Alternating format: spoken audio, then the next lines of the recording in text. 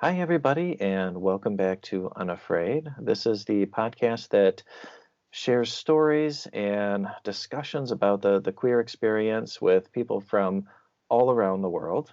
And I am Jay. I'm your host, but it's really not my show. It's all of our show because these stories are all of our stories. They're for all of us to kind of help us learn and grow and hopefully be entertained a little bit. And I do want to thank the show's sponsor, author Rebecca Jonesy, who wrote the Mabs Doll series, where the Fae know that everyone is unique and all love is valid.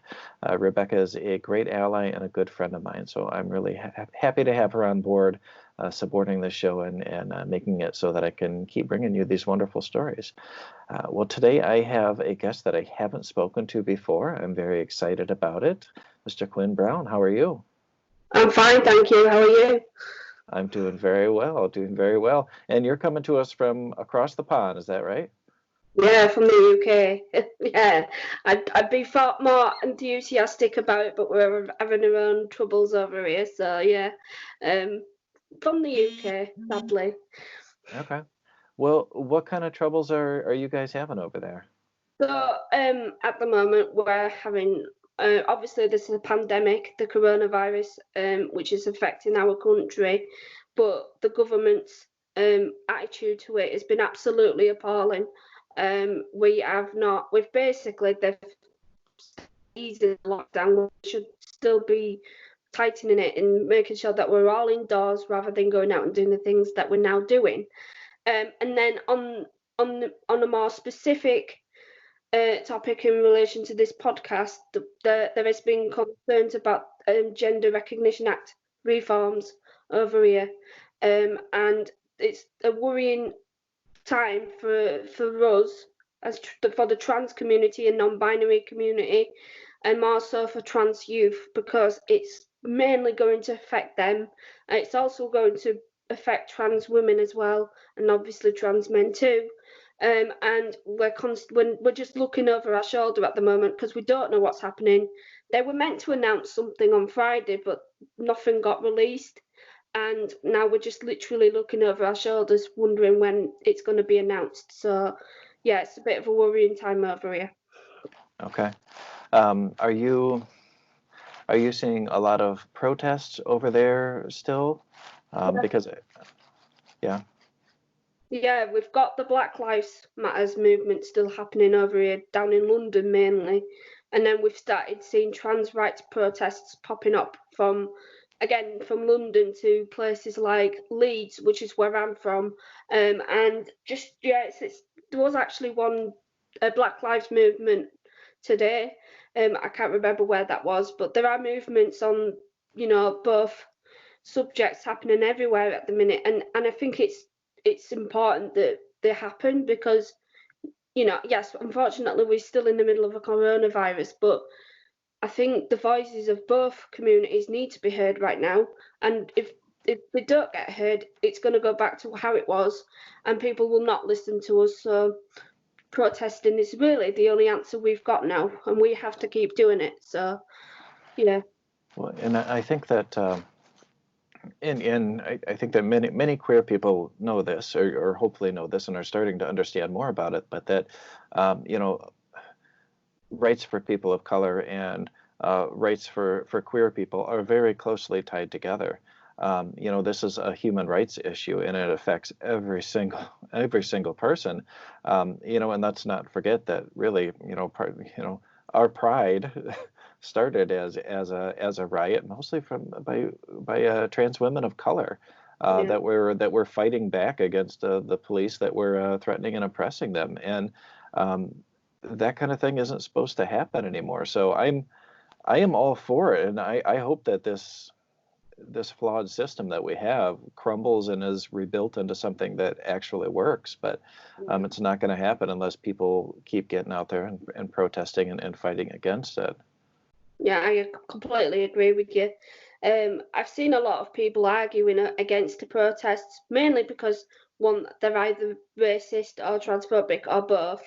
And the fact they complain about the masses of people protesting when actually these people have been doing other things outside of protesting, like going to the pubs or going to parks and actually going in, in masses. So basically, they're hypocrites, and I've had arguments about that with them, and it does upset me, because at the end of the day, these are human rights issues, and these are literally our lives, not just on for me and everybody else, but it does affect other people too.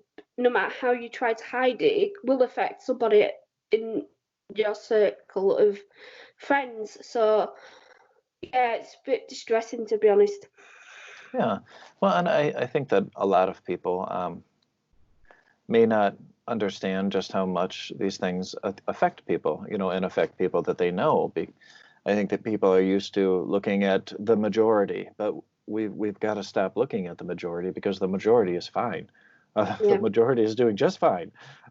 We've got to focus on people that have been marginalized a lot more. Boy, I kind of took off on that one there. Sorry about that.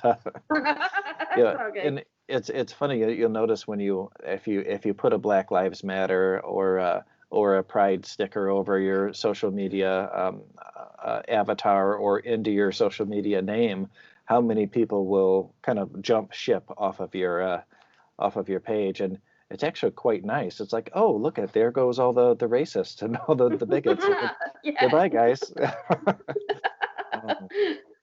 Um, Yeah. so you're very vocal on social media about standing up for Black rights and standing up for trans Yeah. rights, and I think that's an amazing thing. Could you tell us maybe a little bit about your background, if you're comfortable with it? Basically, I've been running like groups and stuff in the LGBTQ community for a long time. And I've got Black friends as well, so my friends mean everything to me. And standing up for their rights is massively important, not just for me, but for those who want me to do something active and be there for them. And that's what I've been doing. And I think it's more on Twitter, because Facebook is notoriously known for just letting racist posts pop up everywhere on that platform, and I can't call it out when it's still allowed to be present on there. So Twitter is a different kettle of fish, I think. I mean, I've had to like delete a lot of people off Facebook anyway for the racist comments they're posting, and like you said, it's nice to see that happening and just like getting rid of the rubbish. Basically, it's like just taking the rubbish out and putting it in the bin. So that's the reason why I've started being more vocal about it, because I don't care anymore about whether white people are offended by the fact that I'm defending my black friends, and just being absolutely doing the right thing.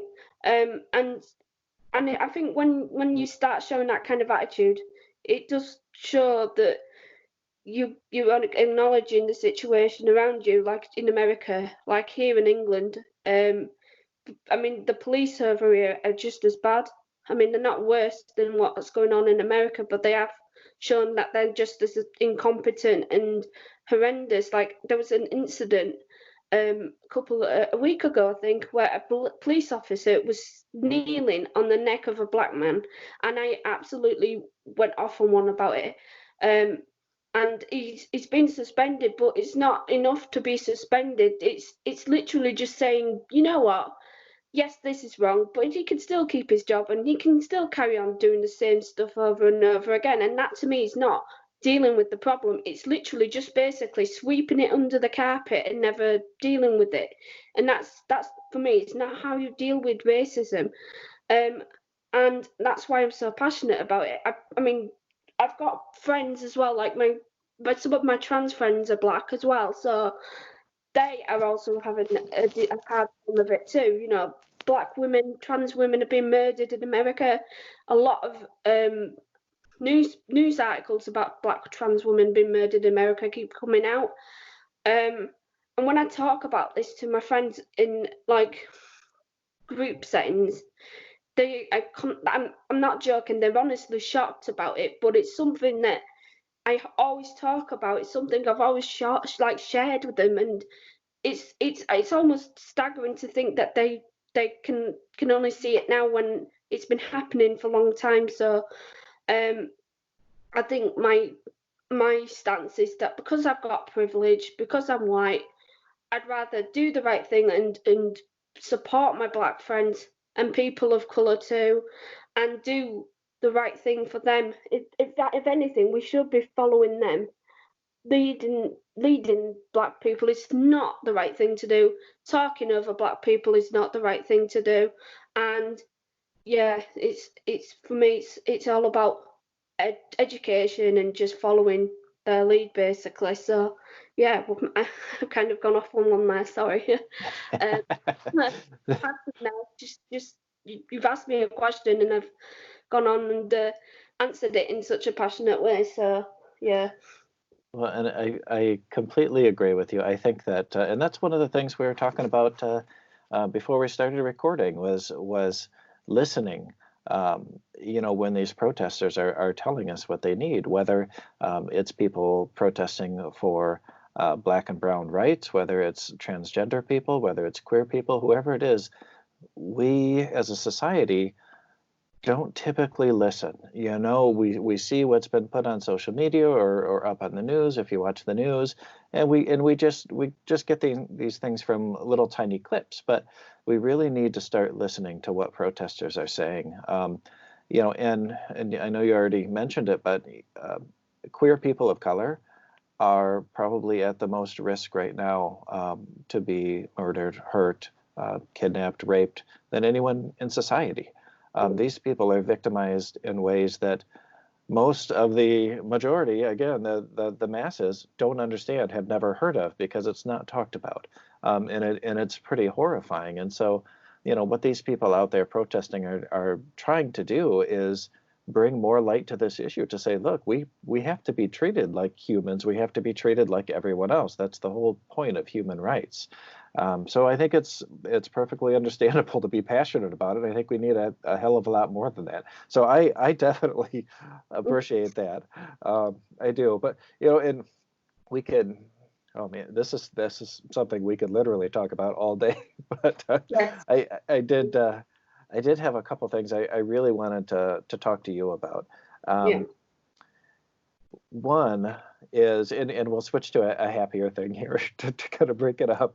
You're organizing some type of online pride event, right? Yeah. Could you tell me about that? I can. Well, it's kind of gone a bit. The thing is, it's gone a little bit pear shaped at the last minute. A Just couple like of me. my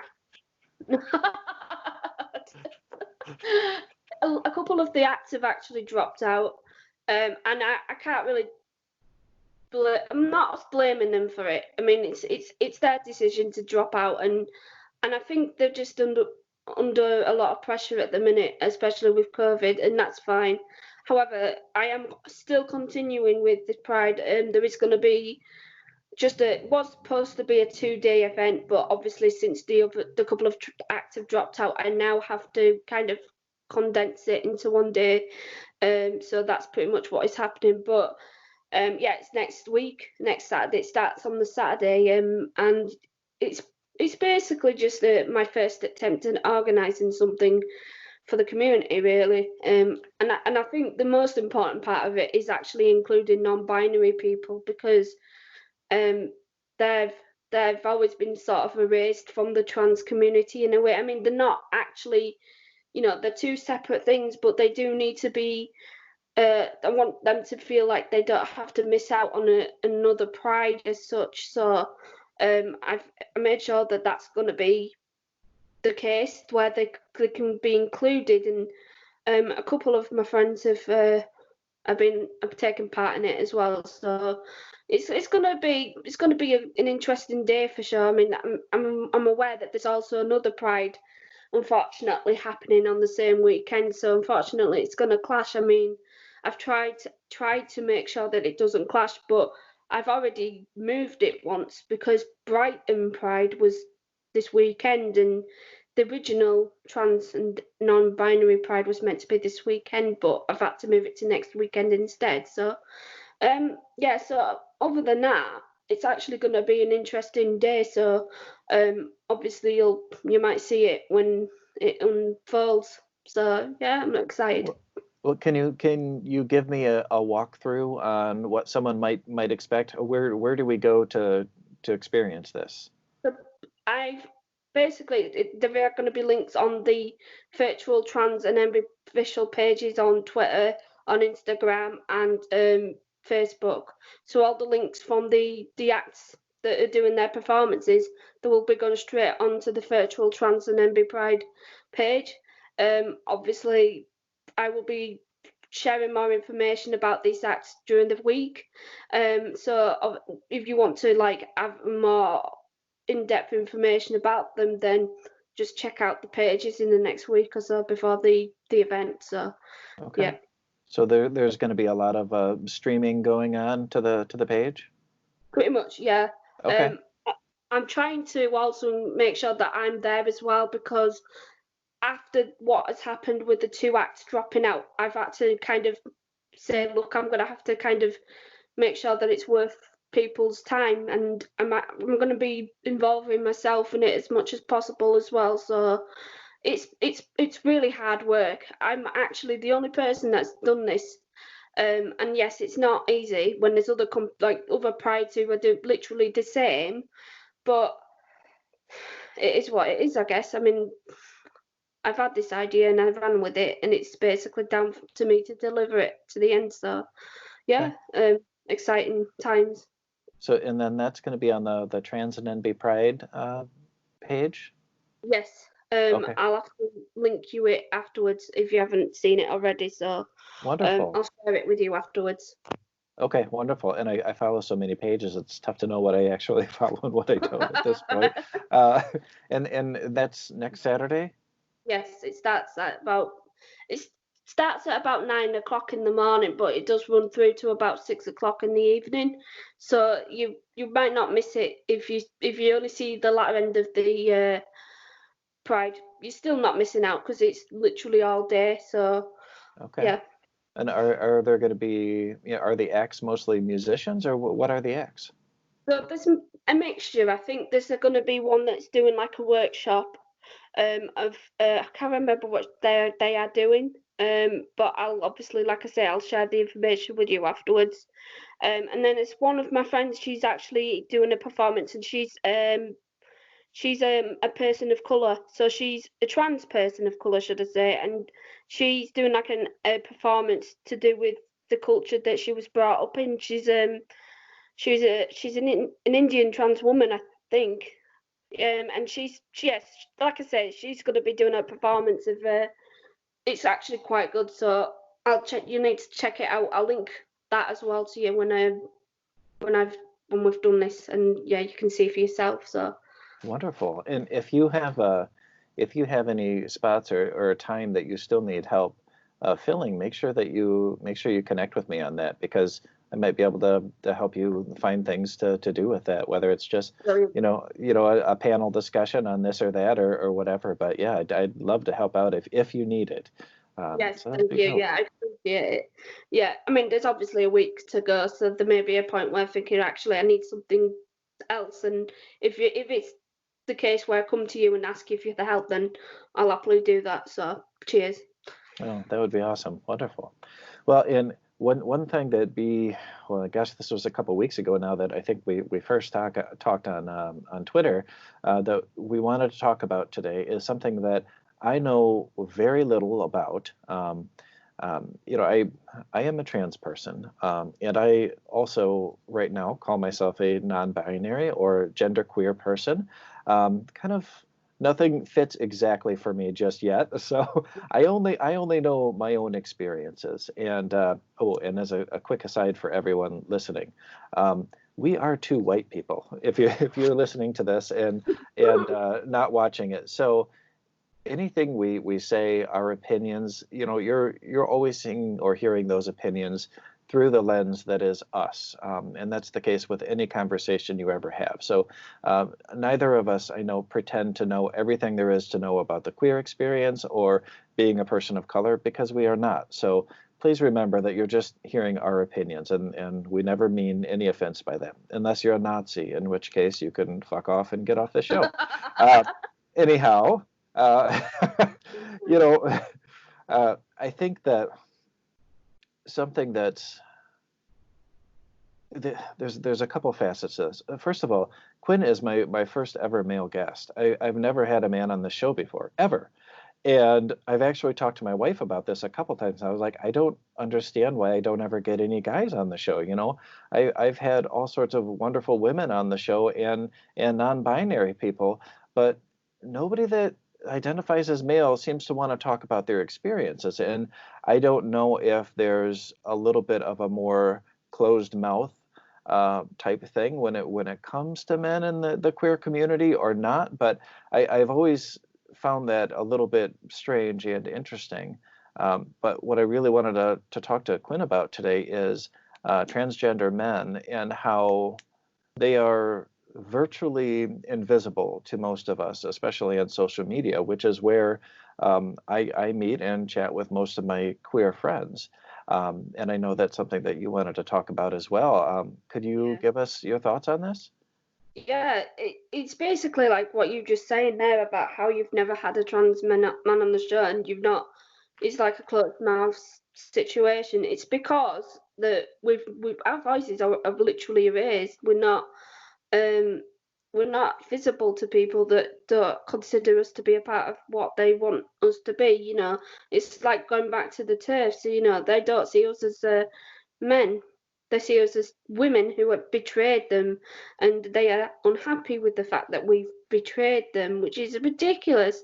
I've betrayed no women at all. I've literally just become my true authentic self by saying, listen, I'm not a female. I've always been a male, but obviously I just was assigned female at birth.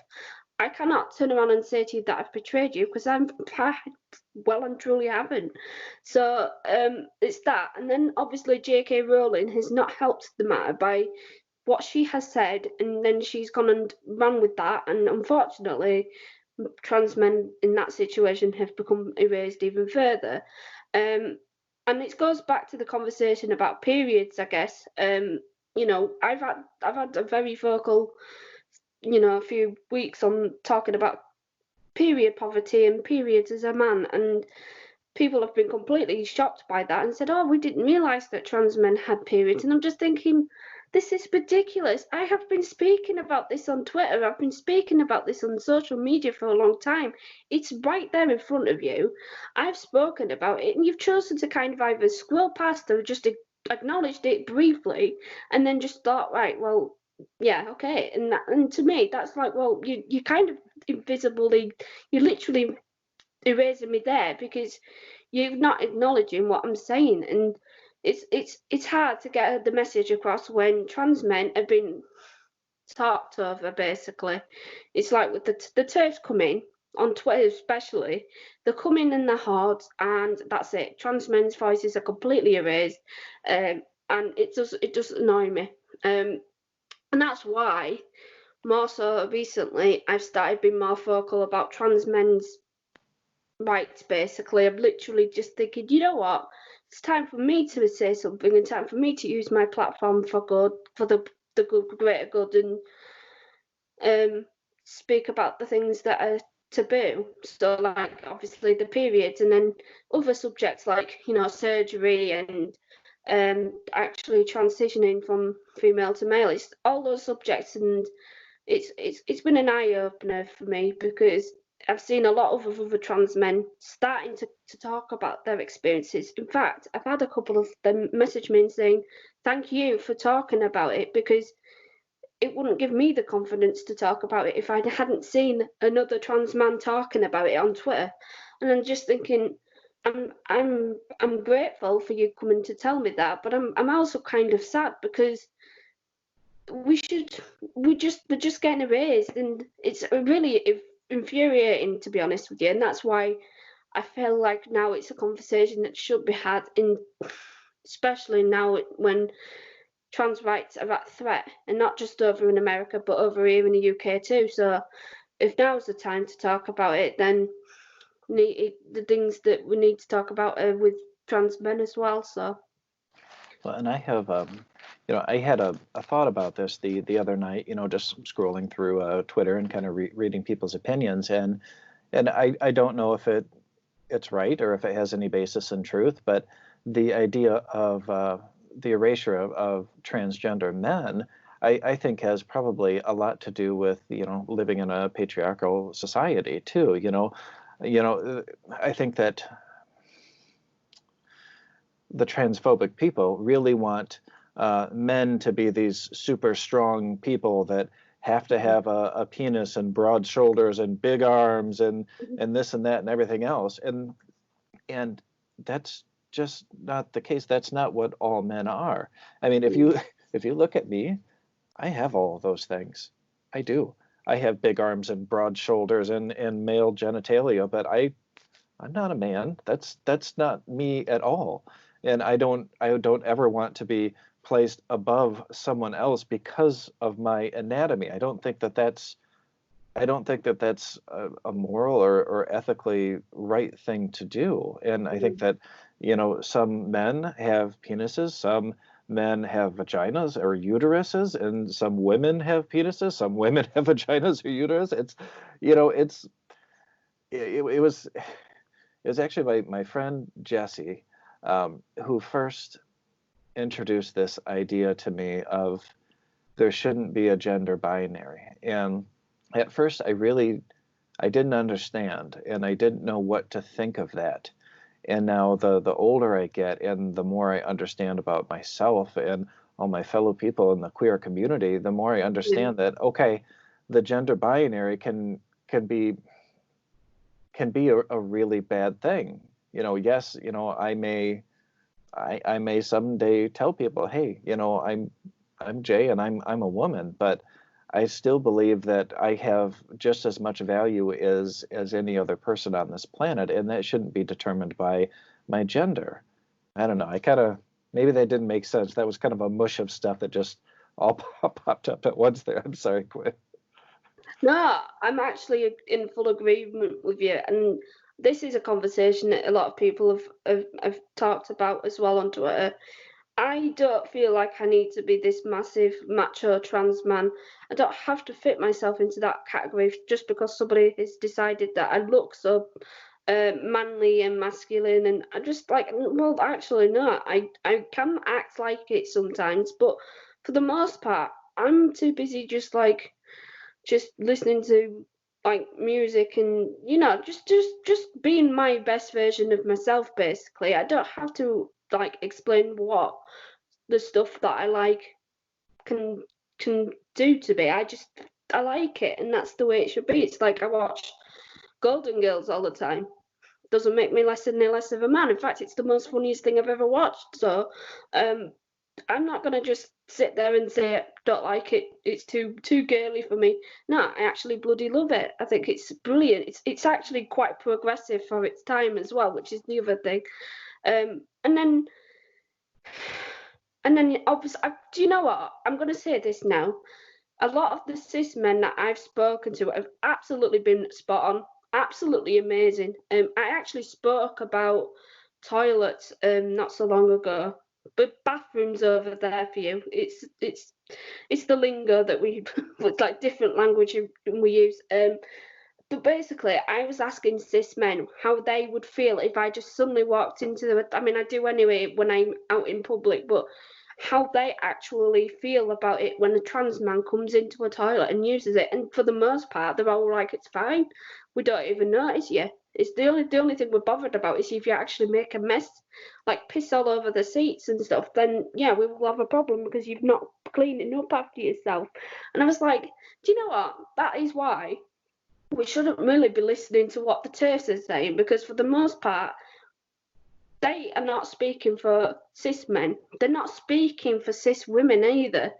And yeah, it's an interesting conversation that I've had with cis men, and I'm also like I love my football, soccer over here.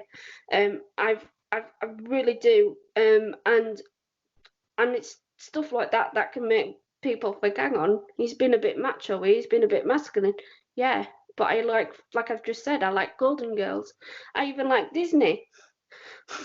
I don't have to fit myself into any sort of box just to determine what a man it should be like. So yeah.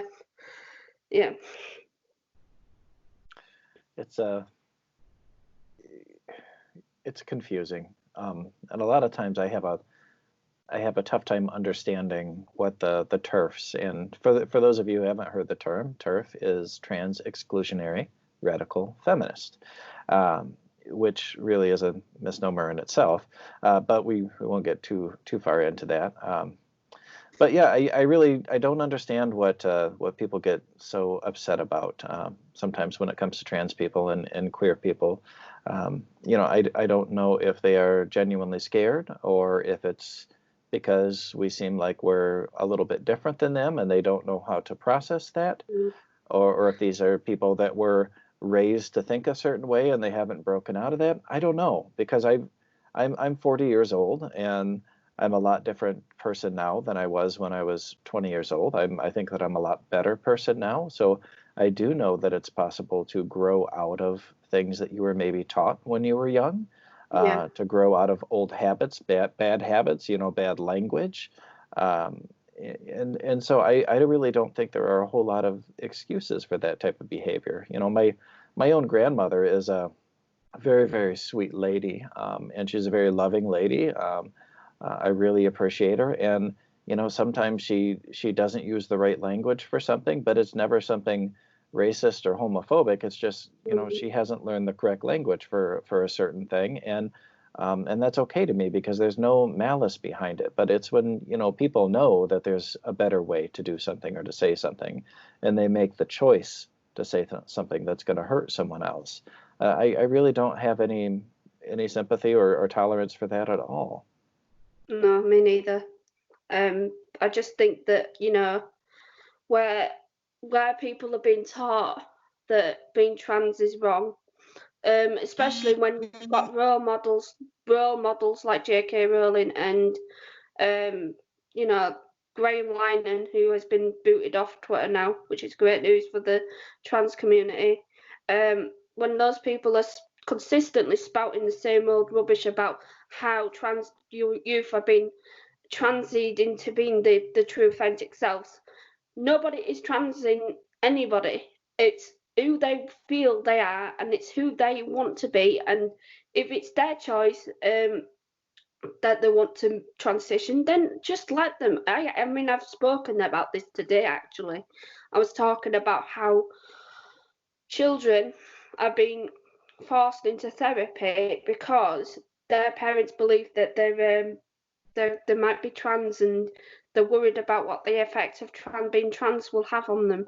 But if anything, forcing them into something that they don't want to do is only going to have a detrimental effect on their mental health for the long run.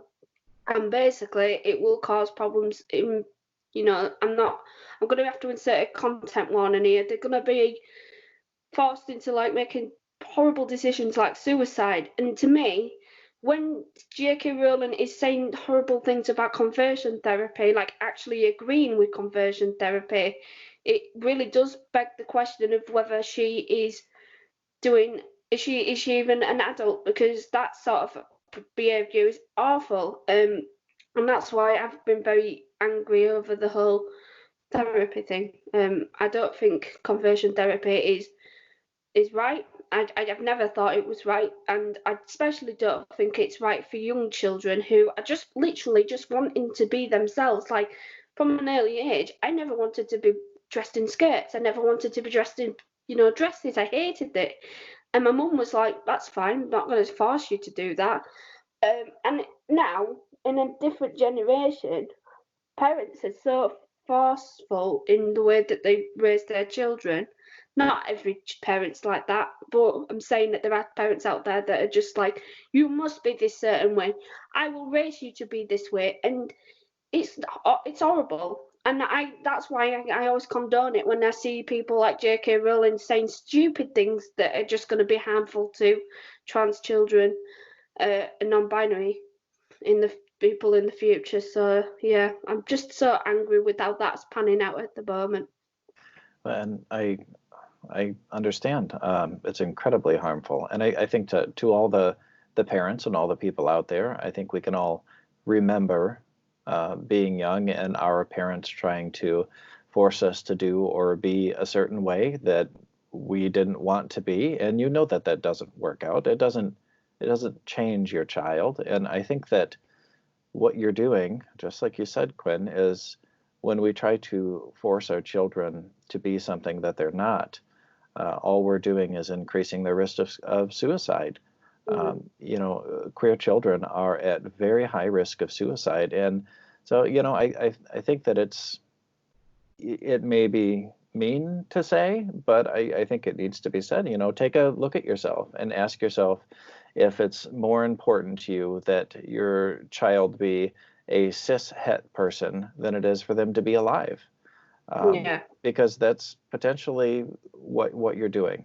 You're saying you're not worth it the way you are. I have to change you, and if I can't, then okay, go ahead, and if you need to commit suicide, that's what you got to do, and that's not okay.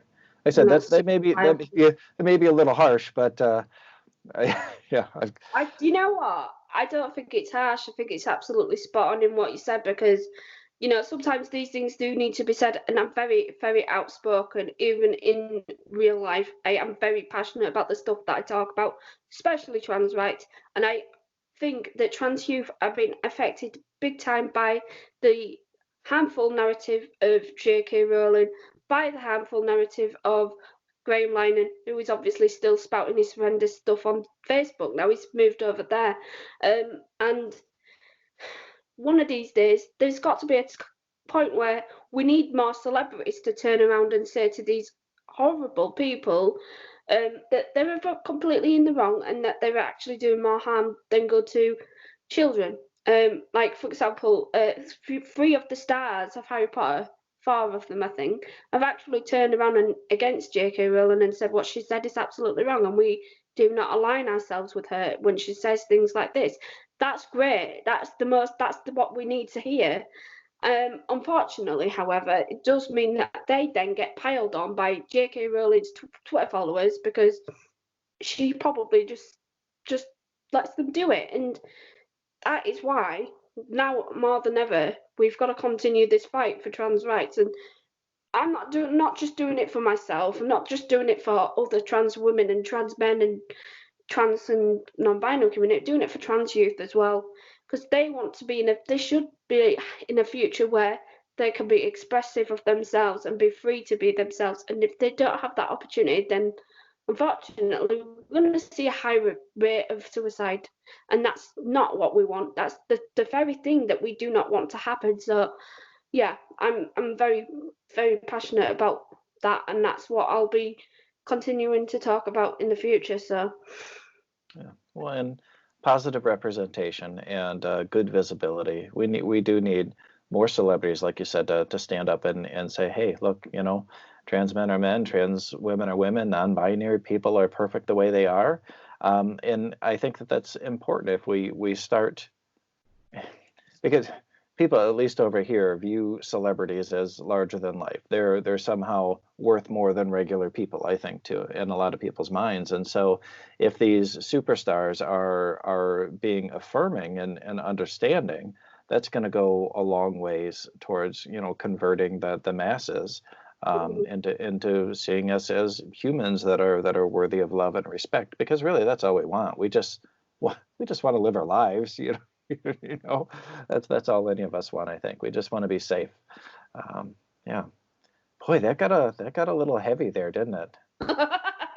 yeah, you picked the right guy to be talking about heavy stuff like this. So hey, but I think we have to have these conversations. Like I said before, if we don't have these conversations, then it just goes unnoticed, and we then see, like we just said about children being, going into their lives full of misery and suffering with mental illness because of the fact that their parents will not allow them to be the way that they are. However, we kind of got to look of it on the other side, where there's more parents coming out and treating their children as, as they want to be treated. Pink, for example, she's been an absolute brilliant person and mother to her daughter Willow, who is just expressing herself in a way that she wants to be expressive of herself. And I always knew it that Pink would be that kind of person, to be honest with you. And she's one of the people that a lot of the LGBTQ plus community stand up to, that look up to. So yeah, I think, like I say, I think these conversations obviously will get heavy, will be very emotional to talk about, but I'm glad that we do talk about them. I think that's the thing that we've got to remember. So yeah. Well, what do you think that we can do as kind of normal, everyday people? What can we be doing to help the cause of kind of tolerance and understanding and acceptance and furthering the cause of trans rights or Black rights? What can we be doing out there? We need to, well, basically, I supporting and being understanding of trans and black, trans people and Black people of colour and people of colour. We need to be supportive of them, and we need to listen to them, like we said before. Then we've got to look at the way, like, Black people have been raising money for their own and work and stuff like that. Share that stuff. Be very vocal on the work that these Black people do, because that goes unnoticed as well. I've noticed that there's a lack of lack of attention for Black people in terms of their artwork and whatever business they're in, that what they do is not visible enough, and it needs to be shared a lot more. And calling out transphobia, calling out racism is a massive thing in my eyes. Yes, it can be difficult at times, but for me, calling out racism overweighs anything else. Just making sure that you see it and deal with it. It's not a case of just looking at somebody's racist attitude, say for example on Twitter or Facebook, and then scrolling past. It's a case of like challenging this person, defending the person that's been the victim of these horrendous, abuse, and just getting that out, making sure that these people are safe, not first and foremost. And yeah, and also just like, but I'm trying to think of a lot of other stuff, but my brain's completely meshed now. I've talked quite a bit. Just be there, not say things like, well, I'm an ally, or, well, actually, this isn't what I expected trans women to do. That to me is saying that you're not an ally. That's to me is saying that you're just challenging, you're questioning things. Like, I've had this experience on my own Twitter. People have challenged me because they thought I was actually just a confused lesbian, and I'm thinking, no, that's not right at all. I'm not a lesbian. I'm not even a woman. I am a man.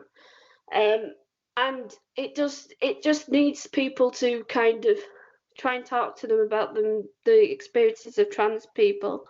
And I would say actually as well that these people need to actually read and research trans experiences themselves, rather than ask people who are from the community to hold their hands for them, because we're not there to do that. That's not our business. That's not our jobs. That our job is to just be there, do our thing as our authentic self. So just education is key in both trans and non-binary community, and especially more so in the Black community as well. A lot of the Black people that I've spoken to have been sharing links about how best an ally you can be, and that's really, really important.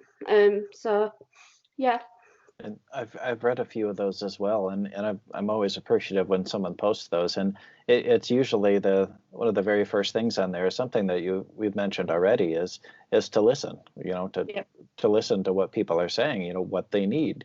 If you're a white person and you're going to a protest, for Black Lives Matter, listen to what the Black people around you are saying they need. If they need your help with something, they'll tell you, but don't try to be the leader, because you're not. You're there to show support. So just support. Yeah.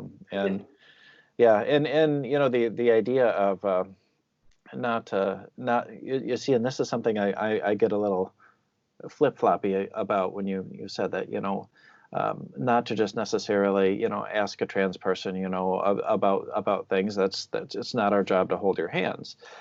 No, all I was saying is that, you know, we wouldn't walk up to a cishet person and say, you know, tell me what it's like to be cishet. You know, that doesn't happen for them, you know, but that happens to us all the time. You know, tell me what it's like to be a gay guy, or tell me what it's like to be a trans person.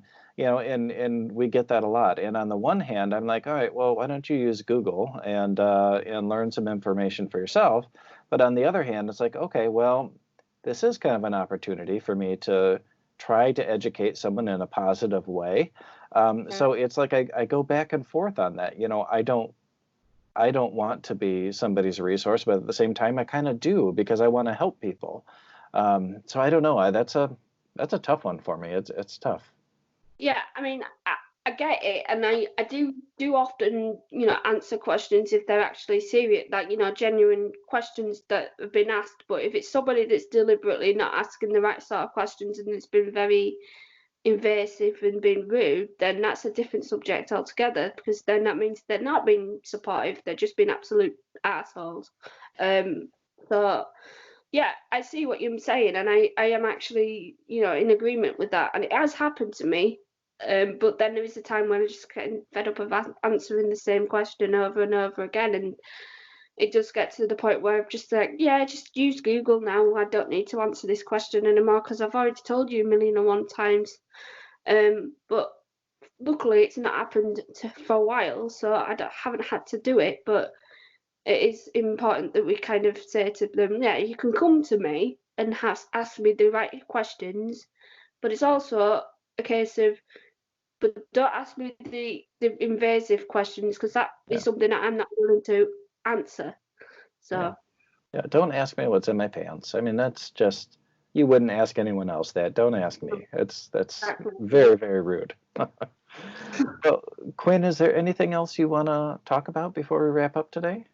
No, I think we've pretty much covered it today. I think it's been a nice an experience for me, because I've never really had this kind of conversation before with somebody. Like, I mean, I've spoken to people from America, don't get me wrong, but like actually being on a podcast with somebody from America is really, really cool. So yeah, I'm really happy about how it's all turned out, to be honest. So Oh, good, good. Well, I am too. I've been really excited about this. Like, just because you're so vocal online, I was like, oh man, Quinn's gonna have so much to say. It's gonna be great. So, no, this has been really fun, and you know, I hope all of you watching or listening, if you're listening to the podcast, that that you gleaned something for this, or you know, enjoyed it in some way. I know we talked a lot of heavy stuff. It was not necessarily high yeah, entertainment there, but you know, a lot of things that I think needed to be talked about, and it's okay to talk about these things. It really is. And if you have any questions, you know, about anything, you're always welcome to write into the show. I'm happy to